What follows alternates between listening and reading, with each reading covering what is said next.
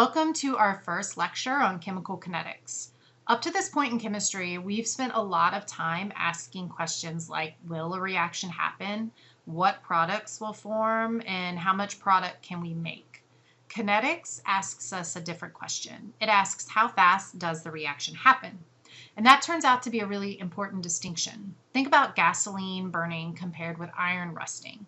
Both are chemical reactions involving oxygen, but one can happen almost instantaneously while the other may take months or years. So in this first lecture, we're going to start at the molecular level and ask, why do some reactions happen quickly while others happen slowly? We're going to use collision theory, activation energy, reaction mechanisms, and catalysts to help build that picture. And importantly, we're going to stay mostly conceptual in this first lecture. In the next lectures, we'll start putting numbers and equations to these ideas. So here are our learning objectives for this lecture. There are quite a few listed here, but don't let the number intimidate you. They really all fit underneath one big idea. I want you to be able to explain at the molecular level why reaction rates differ. By the end of this lecture, you should understand what has to happen when particles collide for a reaction to occur, why things like temperature and concentration affect reaction rate, what activation energy and transition states represent, and how reactions can occur through a series of smaller elementary steps. We'll also talk about catalysts and why they can dramatically speed reactions up. As you work through this video, you'll periodically see slides asking you to stop and complete questions in your active homework. I strongly encourage you to actually pause the video and do those questions when prompted. Keep in mind, you only get 2 attempts for every multiple choice question and 5 attempts for open-ended questions. If you get the question wrong, go back and review the previous section material or the text before trying again. And if you're really stuck, come see me during my office hours, email me, post your question on the module discussion board, or bring your question to class. The goal isn't just to finish the homework, it's to immediately practice each idea while it's still fresh. So let's start with a really broad question. What determines how fast a chemical reaction can happen? There are several factors we can change. The chemical nature of the substance matters. Their physical state matters. Surface area can matter. Concentration matters. Temperature matters. And the presence of a catalyst can matter. At first, that sounds like a random collections of things that matter.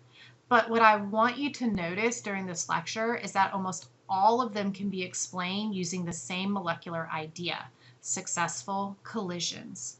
Chemistry happens because particles interact with one another. So our job now is to figure out what makes a collision successful. Collision theory gives us 3 basic requirements for a reaction to occur. First, and this may seem painfully obvious, the reacting particles have to collide. If 2 molecules never encounter one another, they're certainly not going to react. But just colliding isn't enough. Second, they have to collide with sufficient energy. And third, they have to collide with an appropriate orientation.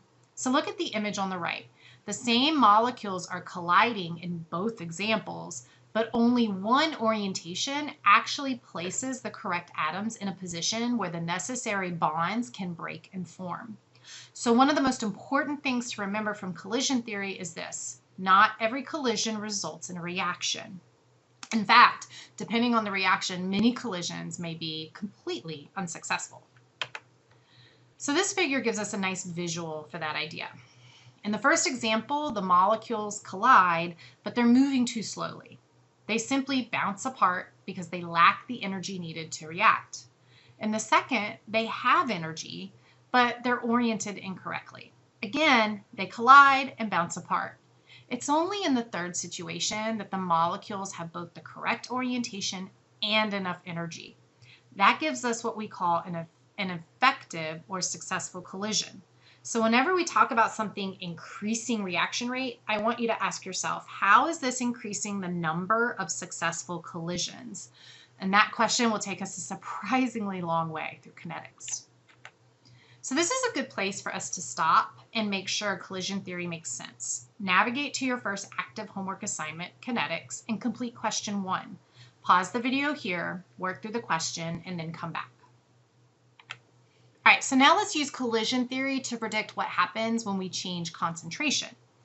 Imagine I have reacting particles moving around inside some container. What happens if I put more particles into that exact same volume? Well, they're going to be more crowded.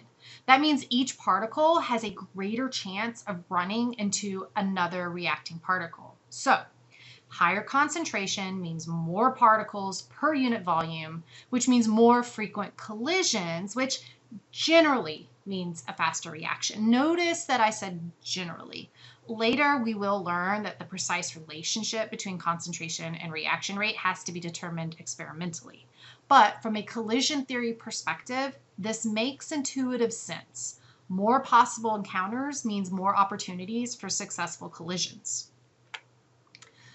Physical state and surface area can also affect how frequently particles encounter each other. Suppose I'm reacting a solid with something in solution. If I have one large chunk of that solid, only the particles at the surface can directly interact with the particles in solution. But if I grind that same solid into a powder, I can expose many more particles. The important point here is that I haven't changed the amount of the substance. If I started with 10 grams before, I still have 10 grams after grinding. What I've changed is how much of that material is now exposed or accessible for the reaction at one time. More exposed surface area means more opportunities for collisions, which usually means a faster reaction. So this is why powdered materials can sometimes behave very differently from the same substance in a larger solid piece. Now, not every difference in reaction rate can be explained simply by how often particles collide. The actual chemical nature of the reactants matter too. Some reactions between dissolved ions can happen extremely rapidly because the ions are already separated and mobile in solution. Other reactions require strong covalent bonds to be broken before new bonds can form, and that may require considerably more energy.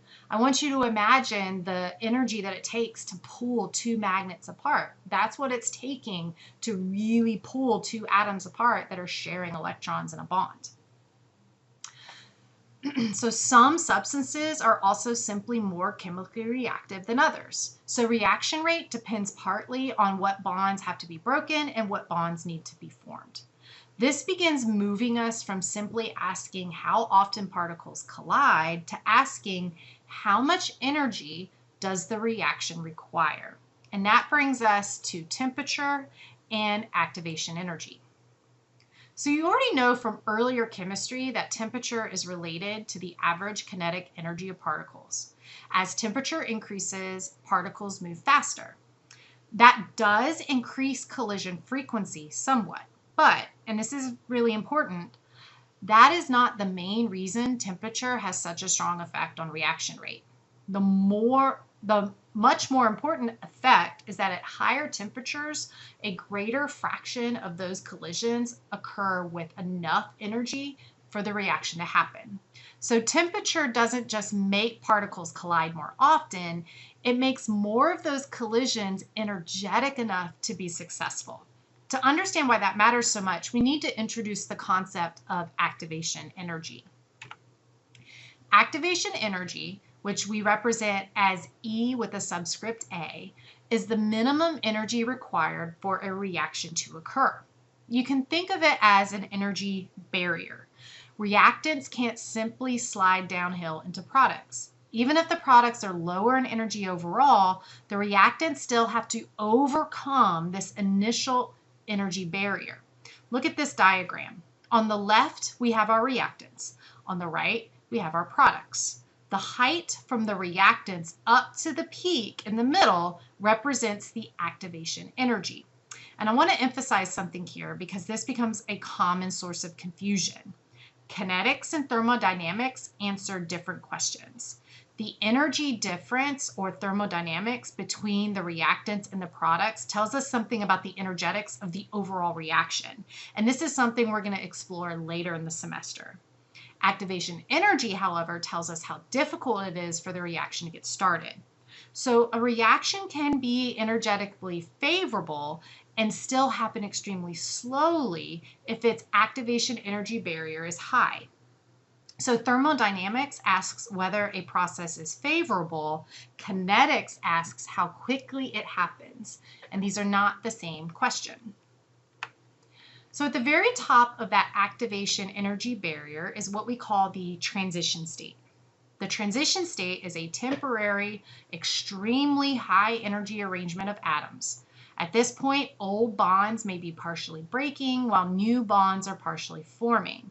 Look at the structure shown in the figure. You can see that it isn't really a normal reactant structure, but it isn't yet the product either. It exists at this very brief moment between the two. Transition states are incredibly short-lived, and they're not something we normally isolate in a bottle. On an energy diagram, the important thing to remember is the transition state occurs at the top of an energy barrier. And we'll come back to that idea when we look at multi-step reaction mechanisms. Now we can finally explain why increasing temperature can have such a dramatic effect on reaction rate. This graph shows the distribution of molecular kinetic energies at two different temperatures. The vertical line here represents the activation energy. So this red line right here, this is your activation energy. Only molecules with enough energy at or above that threshold have enough energy to successfully react when they collide. At the lower temperature, this green line right here, relatively few molecules out here are beyond that energy of activation threshold. However, when you look at the higher temperature, the purple line, look at how much larger that fraction becomes. So when temperature increases, we're not simply adding a little bit of energy to every molecule. We're significantly increasing the fraction of molecules capable of overcoming the activation energy barrier. That's why even a modest temperature increase can produce noticeable increases in reaction rate. Later in this module, we'll actually quantify this relationship using a relationship called the Arrhenius equation. For now, though, I just want you to understand what's happening at the molecular picture. Okay, so let's stop here and practice these ideas. Again, return to your active homework and complete questions 2 and 3 now. Make sure you're not just choosing an answer. Try to explain to yourself why concentration, surface area, or temperature changes the number of successful collisions. So pause here and come back when you're finished. So far, we talked as though reactants collide, cross one energy barrier, and become products. And sometimes that happens, but many reactants are much more complicated. Think about the balanced chemical equation for a reaction. It tells us where we started and where we ended, but it does not necessarily tell us how we got there. It's a little like looking at someone's airline itinerary and seeing Birmingham to Seattle. That tells you the starting point and the destination, but it doesn't tell you whether they flew directly or connected through Atlanta, Dallas, Denver, or somehow spent 6 hours sitting in an airport. Chemistry works the same way. The actual sequence of individual events by which reactants become products is what we call the reaction mechanism. And each individual event within that mechanism is called an elementary step. Here's an example of a two-step reaction mechanism. In step 1, 2 nitrogen dioxide molecules react to produce NO3 and NO. Then in step 2, that NO3 molecule reacts with carbon monoxide to produce NO2 and carbon dioxide. If we want the overall reaction, we simply add the individual elementary steps together. And when we do that, anything that appears on both sides cancels. So here, NO3 is produced in step 1 and consumed in step 2. So it's going to cancel. We also have an NO2 that's produced in step 2 that can cancel with one of the NO2 molecules consumed in step 1. What's left then is our overall reaction of NO2 plus CO yield NO plus CO2. So the overall balanced reaction describes the net chemical change. The mechanism describes the actual sequence of events step 1, step 2, that gets us there. So let's see if you can do that yourself. Return to the homework and now complete question 4. Remember, add the elementary steps together and cancel species that occur on opposite sides. It doesn't matter if it's on step 1 or step 2. If you have something on the reactant side and something on the product side of either of those steps, you can cancel them out. Pause the video and come back when you're finished. Okay, so now let's give a name to one of those to the species that canceled. An intermediate is a chemical species that is produced during one elementary step and then consumed during a later step. There are 3 characteristics I want you to recognize. An intermediate appears somewhere in the reaction mechanism, but it does not appear in the overall balanced chemical equation. It also only exists temporarily during the reaction. In our previous mechanism, NO3 then is an intermediate. It's created in step 1 and used up in step 2 and disappears when we add the 2 elementary steps together. So keep this in mind, separate from the transition state. An intermediate exists between elementary steps. The transition state occurs at the top of an activation energy barrier. And so we're going to see both plotted on this energy profile. But first, before we go further, let's see if you can identify an intermediate yourself. So complete question 5 in your homework. And again, look for a species that is made or produced in one step and then consumed in another step, and then does not appear in the overall reaction. Pause here and come back when you're ready. Okay, so another way we can describe an elementary step is by its molecularity. Molecularity tells us how many reacting particles participate in that elementary event. If 1 particle is involved, the step is unimolecular. If 2 particles are involved, it's bimolecular. And if 3 particles are involved, it's termolecular. And notice why termolecular elementary steps are relatively uncommon. Think back to collision theory. Getting 2 particles to collide with the correct orientation and sufficient energy is already a challenge. Now imagine requiring 3 particles to collide simultaneously with proper orientation and sufficient energy. It's just much less probable. And there's one really important warning here. Molecularity applies to an elementary step. Don't look at an overall balanced equation and automatically call it unimolecular, bimolecular, or termolecular unless you know that the reaction actually occurs in one elementary step. Now let's connect reaction mechanisms back to the energy diagrams we were looking at earlier. Look at the graph on the left. There are 2 peaks. That tells me that this reaction occurs in 2 elementary steps. Each peak represents a transition state, and the valley between those peaks represent an intermediate species. So for a 2-step mechanism, we have 2 steps, 2 transition states, and 1 intermediate. Now look at the graph on the right. There are 3 peaks. That means 3 elementary steps. And because there are valleys between each of those steps, we now have 2 intermediates. And this is a very useful way to help read reaction coordinate diagrams. Count the peaks to determine the number of elementary steps. The peaks are our transition states, and then the valleys between the peaks are the intermediates that can occur. All right, so let's try to apply that idea to questions 6 and 7 in your homework. Pause here and work through those questions and then continue. Okay, in a multi-step reaction, all of the elementary steps do not necessarily occur at the same speed.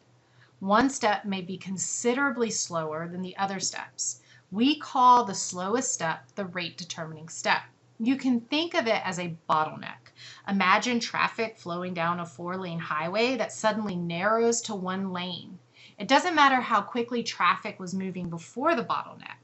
The rate at which cars get through that narrow section limits how quickly the entire group can move forward. A multi-step reaction works similarly. The slowest elementary step can limit the rate of the overall reaction. We're introducing this concept now, but we'll come back to it in the next lecture when we learn about rate laws and we put numbers to this. That's when the rate determining step becomes especially useful.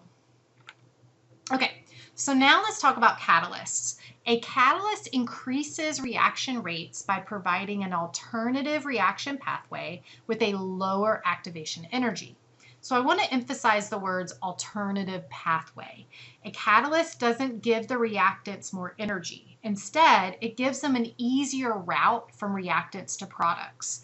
Think about driving somewhere and discovering that your usual route goes over a huge mountain. A catalyst doesn't magically shrink the mountain. It's more like discovering a tunnel or a road that goes around the mountain. Same starting point, same destination, easier route. And there are several things a catalyst does not do. It does not change the energies of the reactants or products. It therefore does not change the overall enthalpy of the reaction. It does not change the equilibrium position. Again, something we're going to talk about in a later chapter. And although it may participate in elementary steps of the mechanism, it is regenerated and therefore is not permanently consumed overall. The diagram gives us, or this diagram gives us the energy picture when we see a catalyst being added. The uncatalyzed reaction, or the blue line, has the higher activation energy barrier. So you can see that right here, right? So this is our uncatalyzed reaction. The catalyzed reaction, or the red line, if you notice, has a lower activation energy barrier. Notice, however, that both pathways begin and end at the exact same energy. That means that the overall energy change of the reaction has not changed. What has changed? The pathway.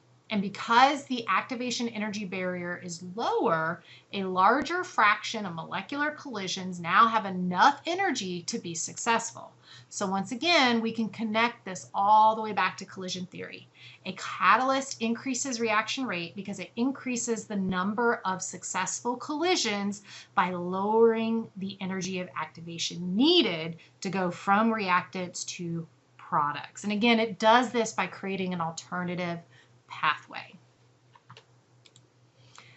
And here's an even more accurate way to think about catalysis. You'll sometimes hear people say a catalyst lowers the activation energy, and that's a useful shorthand. I mean, I just said it, but what is physically happening is that the catalyst provides a different mechanism. Looking at this diagram here, you can see that the top uncatalyzed reaction follows one large energy barrier, while the catalyzed pathway has several smaller barriers. Those small peaks represent different elementary steps in the catalyzed mechanism. And because it's a different mechanism, it may also contain different intermediates. So catalysts don't simply squash down the same energy hill. They provide a different route between the same reactants and products. That distinction becomes especially important when we think about enzymes and biological systems. Enzymes are catalysts, and their entire function depends on providing reaction pathways that would otherwise be far too slow under normal biological conditions. So before we wrap up, try questions 8 and 9 in the homework. Use the energy diagrams and think carefully about what changes and what does not change when a catalyst is present. Pause here and come back when you're finished. Note, we will not have finished the kinetic homework set yet. We're going to pick back up with these questions in lecture 2. So let's bring everything from this lecture back to one central idea. Reaction rate depends on successful collisions, and successful collisions depend on several things. First, collision frequency. Concentration, surface area, and physical state can change how frequently reacting particles encounter one another. Second, collision energy. Temperature affects the kinetic energy of the particles, and the activation energy determines the energy threshold those particles have to overcome. And finally, reaction pathway. Reactions can occur through multiple elementary steps, and catalysts provide alternative mechanisms with lower activation energy barriers. So rather than trying to memorize a disconnected list of things that affect reaction rate, try to organize all of them around this molecular picture. How does this factor change the probability of a successful collision? If you can answer that question, then you understand the main idea of this lecture. And apparently a good sense of humor may help too. Although by judging by the chemistry joke here, perhaps not enough to guarantee a reaction. So make sure you've completed the assigned active questions before coming to class. In class, we're going to take these ideas and work with them more actively, especially collision theory, energy diagrams, reaction mechanisms, intermediates, and catalysts. The lecture gives you the foundation. Class is where we're going to use it. All right, I will see you guys then.